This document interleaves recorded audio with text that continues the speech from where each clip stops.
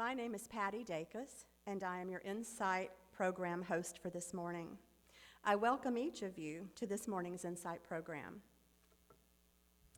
And now I have the privilege of introducing our Insight speakers for today. Our first speaker will be Meg Koziar. What can I possibly say about Meg, who is known and loved by all of us? She's been a member of UUVC for over 29 years and has held almost every office at least once. She is currently serving as email coordinator, and in her words, is the general factotum. And that's her word, not mine. I had to look it up. But she is all that and more. Meg will be followed by Sally Forbes. Sally and her husband, Bud, became friends of UUVC shortly after her retirement to HSV in June of 2019. They became members in June of 2020. Sally is new to Unitarian Universalism and has jumped in with both feet. She's currently serving on the program committee as the education coordinator, and this past summer she was a delegate for UUVC to the General Assembly, which was her first opportunity to attend one. Our third speaker will be Patty Dacus. That would be me. I'm also fairly new to Unitarian Universalism, or I was when I joined UUVC in June of 2018. I've had the fortune to serve on several committees, and I'm currently serving as president of the board.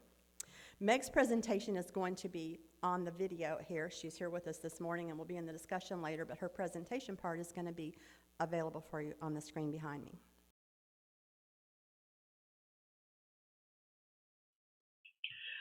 Good morning. We're here today to talk to you about the Unitarian Universalist General Assembly, also known as the GA. Some of you may have heard of it, and many of you may not have. The General Assembly is an annual meeting which brings together thousands of UUs to do the business of the association and to share information and inspiration. This year, 2,278 delegates attended virtually. They represented 656 congregations, not only from across the United States, but also from 3 other countries, Canada, Mexico, and the Philippines. I don't know if you knew that there are Unitarian Universalist associations in those places. Every congregation has 1 delegate plus 1 for every 50 members. So this year we were able to have 3 delegates. In addition, there were 2,000 people registered as non-delegates. They couldn't vote on the business issues, but they attended the many workshops, worship services, and fun events. What is the involvement of our church in General Assembly? Well, I went to the first one in Fort Worth in 1994, and I remember what a thrill it was to be among thousands of Unitarian Universalists. And I rode to the conference with the delegates from Little Rock. It was a wonderful experience. The next time anyone from this church went was in 2005 when Chloe and I went again to Fort Worth, and Chloe carried our new church banner for the first time in a General Assembly banner parade, and that was such a thrill. In 2018, Myra and David were the delegates from this church to the General Assembly in Kansas City, and in 2019, Janet and Warren attended the GA in Spokane, Washington. This year, we had 3 delegates. Last year in 2020, we had 3 delegates. Patty, Warren, and myself were delegates at a virtual General Assembly, which was to have taken place in Massachusetts, but of course, COVID didn't allow that. Because there was no travel involved, the church was able to pay the registration fee for 2 additional people who attended workshops. This year, Patty, Sally, and I were the delegates, and Myra and Kim also attended workshops and worship services. I focus primarily on social justice issues and the business of the association. I wanted to tell you a little bit about the business. There were inconsequential bylaws amendments. The election had only one contested race, but people were elected to the UUA board, and they adopted a budget. And then most of the discussion was on social justice issues, and there were lots of reports. You'll be hearing about both of those things from Patty and Sally. I wanted to tell you a little bit about the status of the association. First of all, the finances are sound. The UUA is in good financial condition, despite the fact that many of the Unitarian churches were not able to contribute the usual amount to the UUA because of COVID. We're in a very fortunate situation in this church, but many who depend on the plate being passed every Sunday for their money found that they weren't in a good financial place. But the UUA was able to make up that loss by money from the federal government. They took PPE funds, and also from the banner year sales at the UUA book publishing company, Beacon Press. Many of those books, especially on racial justice issues, became they became bestsellers, and so the profits from the bookstore helped to balance the books from the UUA. And they also took advantage of their empty building, as many other organizations did, to make some repairs and put in a new floor in their headquarters.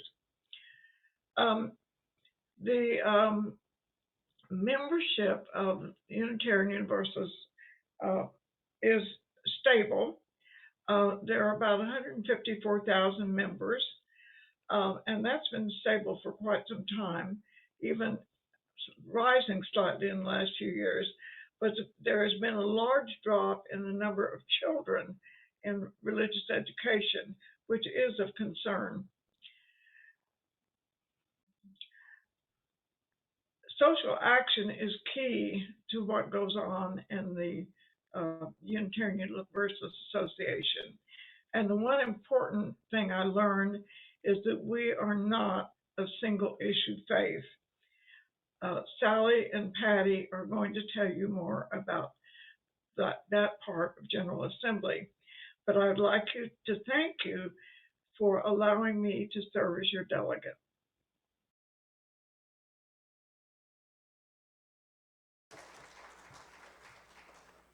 And thank you for giving us that background. That's really helpful. Good morning. I want to tell you that the General Assembly 2021 wasn't entirely online, but the planners provided many different types of sessions in order to capture the experiences of an in-person event as much as possible. There were sessions in advance of the beginning of GA to prepare attendees for the experience, which included how to use the portal and the app to join meetings and sessions and find information. There was an opening session and a closing session. Each day began with a worship service, and there were other worship services at various times throughout GA. The worship service on Sunday morning was available to the UU congregations either by live streaming or later as a recording. Our church, UUVC, viewed the live service on June 27th at the regular time. In advance of the general sessions, there were preparational sessions to inform the delegates of the business and processes that would take place. The general sessions themselves involved ceremonies, explanations of the statement of conscience, actions of immediate witness, and bylaws revisions, followed by statements of support and opposition, and the voting process. Okay. Every day there were webinars on a wide variety of topics. In addition to the live webinars, there were several pre-recorded webinars which were made available to the attendees before the GA began. Most evenings included sessions for reflections and networking or entertainment with several options to choose from. On Saturday evening was the Ware Lecture, and that featured Stacey Abrams and Desmond Meade. We plan to share the recorded Ware Lecture with you for the Insight service probably on October 24th. When you access, all of these sessions are recorded, and they are available to everyone on the on-demand library. The recordings are available for anyone to view. In the next few days, we will send all of you and all the members and friends this web link and the GA 2021 program book in the UUVC office announcements. The program provides the description of each session's content and the presenters' names. Recordings are arranged by the day and time that the sessions were presented.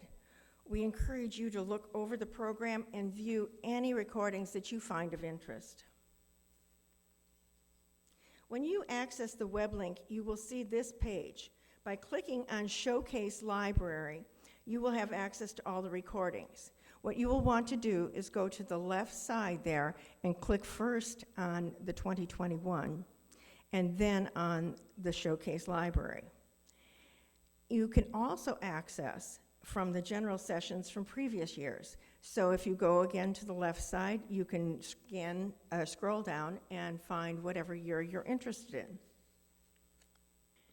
This video of banner parades was from which shows former GAs, is a demonstration of how the planners of both the 2020 and 2021 GAs strove to create an experience for all of us that mirrored the face-to-face GAs of the past.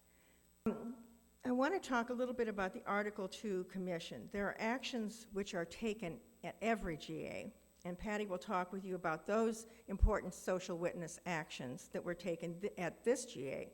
But in addition to these actions, there is ongoing work that is important for us to be aware of and consider. And one of those is the Article 2 Study Commission. This commission is studying Article 2 of the UUA bylaws. So what is Article 2 of the UUA bylaws, you might ask?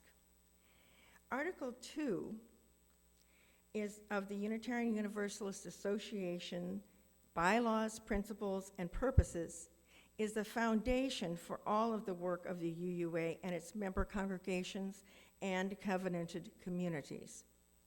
Article 2 contains 4 sections. We are most familiar with the first section, which includes both the 7 principles and the 6 sources. The principles guide our actions and priorities, encouraging us to affirm and promote core values, while our sources provide the context and grounding for those purposes and principles. At the end of the first section, after the list of principles and sources, is this statement of our covenant with one another. Grateful for the religious pluralism which enriches and ennobles our faith, we are inspired to deepen our understanding and expand our vision.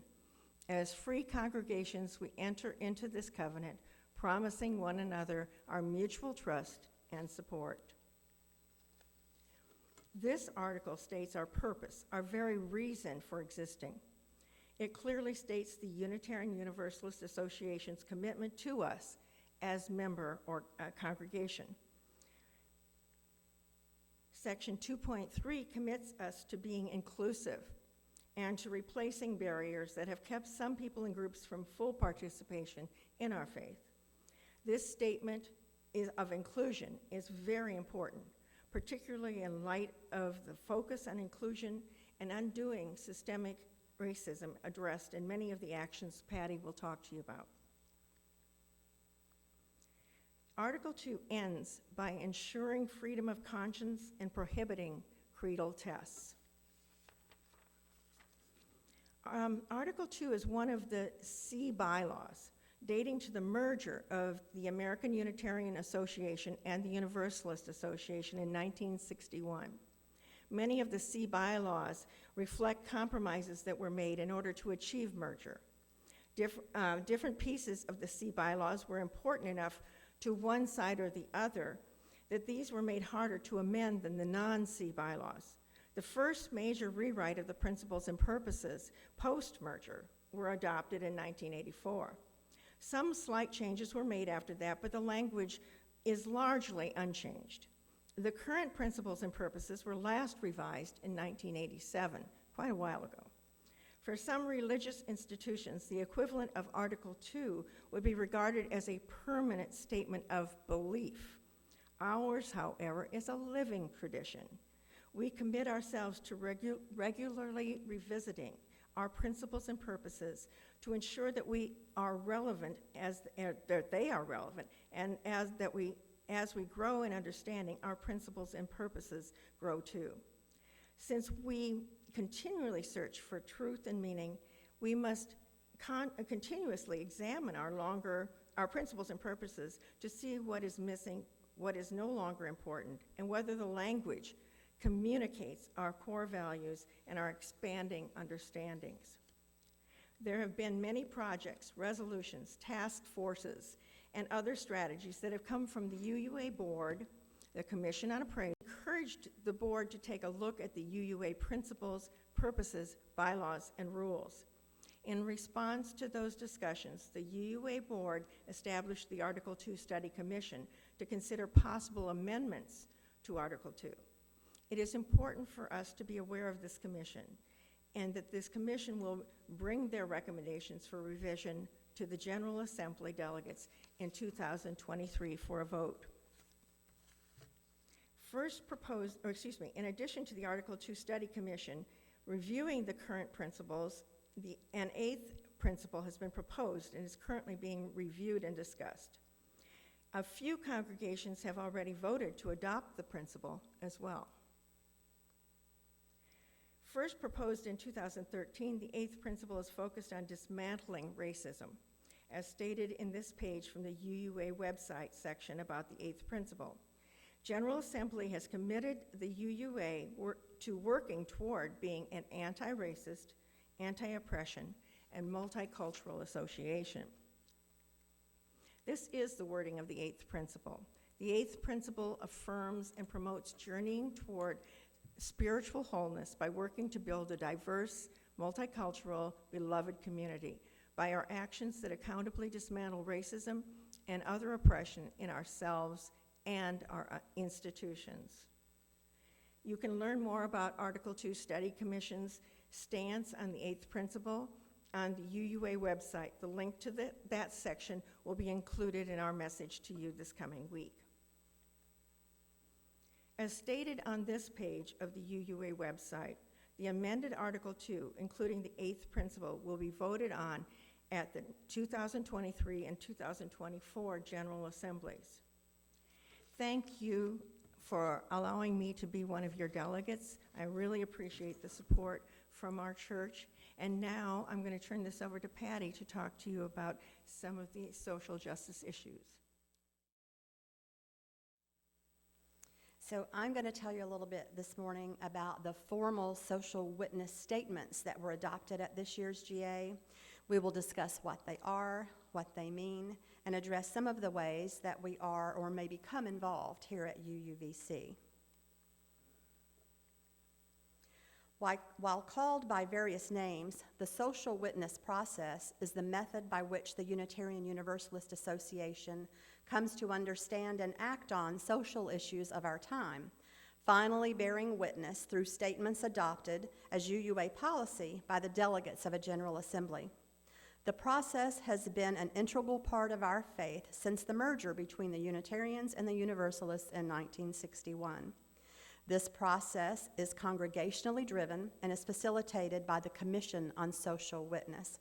And I will tell y'all just real quickly, there are a lot of acronyms they use at GA that I had to learn a lot about before I knew some things they were talking about. The Commission on Social Witness is the CSW, and everything else has their little initials that they go by too. The UUA makes two different types of social witness statements. The first is actions of immediate witness, or AIWs, and the second is statements of conscience. Statements of conscience, or SOCs, which arise from congregational study action issues, or CSAIs.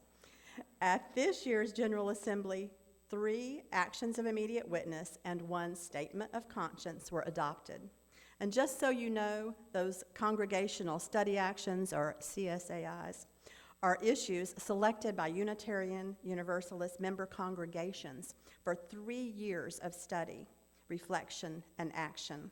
In the 3rd year of this process, the delegates at a GA can vote to approve a statement of conscience resulting from those 3 years of congregational feedback.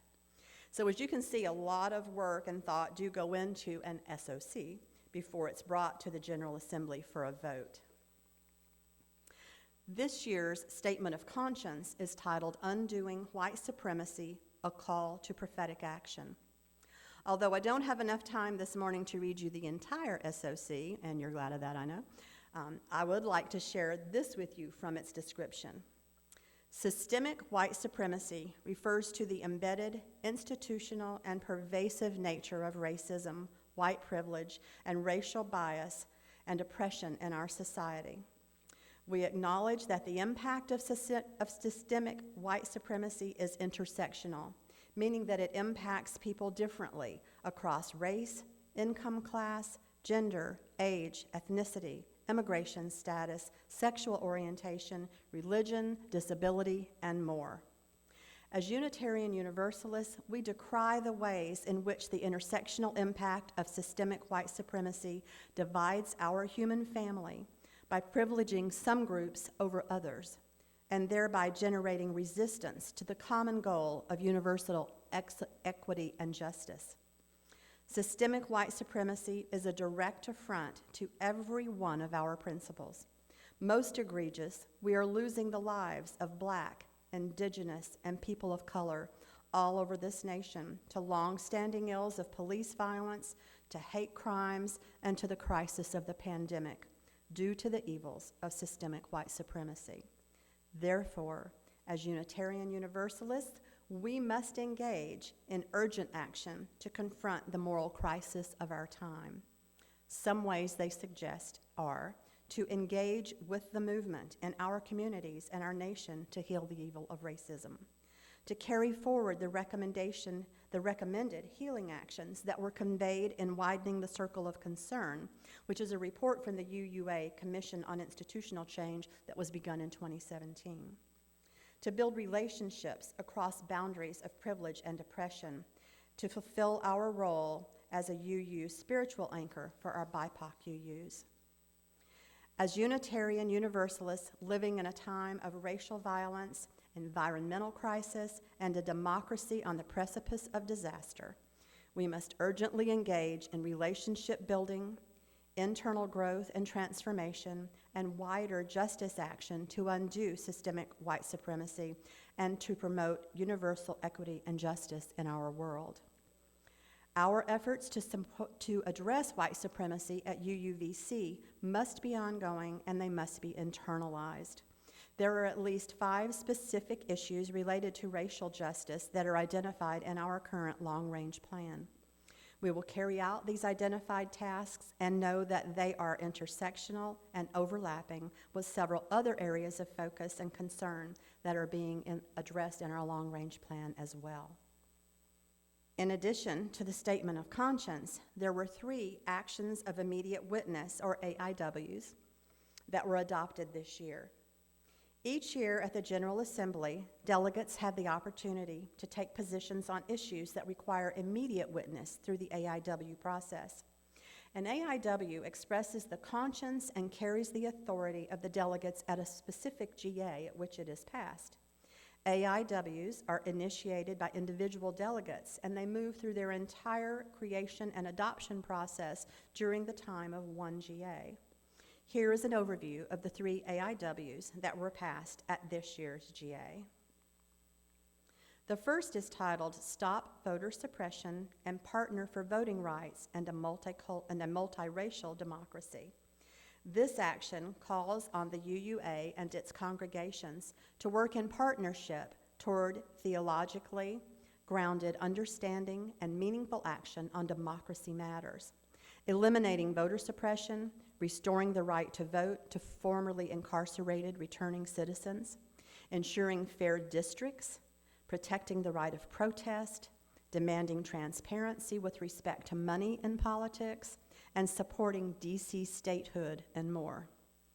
We are asked to engage nationally with UU groups such as UU The Vote Campaign and UUs for Social Justice to deepen our theological grounding in issues of democracy, and to take action with these groups and others of interfaith and secular partners. They suggest that we organize and activate our faith to call, write, witness, and advocate for relevant national legislation, including the For the People Act, the John Lewis Voting Rights Advancement Act, and the Washington, D.C. Admission Act. We need to collaborate with local partners to combat voter suppression and other anti-democracy efforts, including those being posed by state legislatures. And as we do this grassroots work, we must center those who are most directly affected by voter suppression and other failures of our democracy. We will continue ongoing efforts and encourage everyone here to become involved however you can to help carry out the tasks that have been identified in our long-range plan that address voting rights and voter suppression. Thank you to those who are vocal and active in our UUVC community, especially the members of our Social Justice Committee who arranged for UUVC to become a member organization of the Citizens First Congress, and to our Voices for Justice leaders. We thank you all. The second AIW that was adopted this year is entitled Defend and Advocate with Transgender, Non-Binary, and Intersex Communities. Among other things, this AIW calls on us to do the following: strongly condemn all anti-trans legislation and demand the repeal of recently passed laws in 8 states, including Arkansas, and work to block all additional such bills, particularly those targeting trans youth. Support the passage of the Equity Act, inclusive of gender identity protections. Remove barriers and binaries and enact gender-neutral approaches in policies. Affirm that living one's identity is part of our free exercise of religion. Support, collaborate with, and increase material inclusion of trans, non-binary, and intersex UUs. Support local organizations that are led by trans, non-binary, and intersex people. Engage in regular learning about gender diversity. And build beloved community, deepening relationships across differences, sharing power equitably, and centering the leadership and needs of those who are targeted by multiple systems of oppression. UUVC was recognized as a welcoming congregation in June of 2020, and we are in the process of recertifying currently. We will continue to offer insight programs, TED Talks, conversations, and educational opportunity on current issues of importance to the trans, non-binary, and intersex community, and therefore to us all. And we will continue to share the plate with organizations such as Lucy's Place that make a difference in the lives of our LGBTQAI family members. The third AIW that was adopted this year at GA was the COVID-19 Pandemic, Justice, Healing, Courage. We are all too familiar here with the devastation this pandemic has brought to our country and to the world. Things may never, God, this upsets me every time I talk about COVID, y'all. Things may never go back to how they were before COVID-19, and this AIW confirms UU's commitment to create a healthcare system that is accessible, comprehensive, equitable, and culturally acceptable. As the World Health Organization affirms, health is not merely the absence of disease or infirmity, but it is rather a state of physical, mental, and emotional well-being. Actions we take with this in regard to this AIW include the following. We can support the Medicare for All Act of 2021, which was introduced in March of this year, by writing or calling our local representatives, urging them to please pass this legislation. We can continue to develop and provide programs of mutual aid, education, advocacy, healing, and wellness. We can encourage our government to work with the WHO to provide vaccine and other necessary medical services to all people all over the world, and to support the Protecting the Right to Organize Act for labor law reform. Regarding the COVID-19 pandemic and its impact on us here at UUVC, I would like to say that we all know that this has been a most difficult time. We are tracking the COVID trends and keeping up to date on guidelines and recommendations. This coming week, we will be asking you to complete a short survey that you will receive in an email. It's short, it's easy to complete, and we would very, very much appreciate your input regarding our response to this pandemic. Our goal is to keep our congregation safe so that we can remain open, welcoming, and loving to all who enter here, but we also want to make sure that we can continue to provide the church that you need and expect. Next month, there will be a two-part convening of the Commission on Social Witness, which we are all invited to attend virtually. Actually, I think it's just like next week. At this meeting, we will find out what UU leaders around the country are doing, what we can do, and who we can partner with to carry forward these bold actions that are full of inspiring possibilities. We will make sure that the invitation to this session is sent to you all so that you may participate if you wish.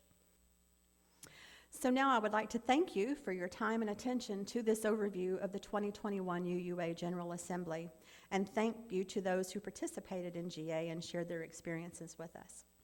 I am hopeful that by learning what GA is and that what it accomplishes every year for our UU body in large, most of us, or more of us, will be interested in attending in coming years.